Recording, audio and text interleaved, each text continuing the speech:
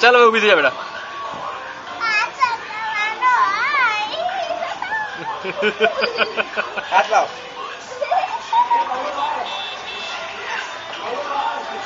હવે કર પેલી ગજની સ્ટાઇલ કરી દે હવે એકવાર. રત્નેશ તારો તારે કરવું પડે.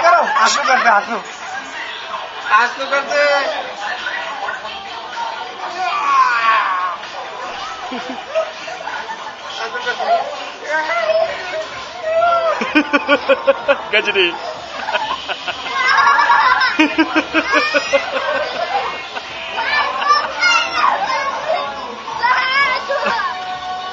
હવે કર જે કરવું કર. આ તો આપણે સીડી વાર પાડશું. આપણે સીડી વાર પાડી. ચાલ તો એટલે બે ત્રણ વસ્તુ કર ને નવી, બે ત્રણ નવી નવી વસ્તુ કર ને તો છોકરી વાળાને ત્યાં મોકલાય. સીડી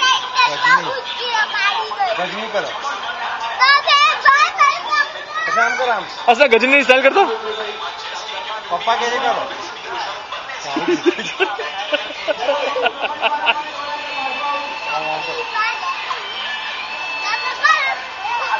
ખરેખર આમીરે પહેલો જોયો ને આવી સ્ટાઇલ લાગે છે આમને બંને. ના મને બીક લાગે.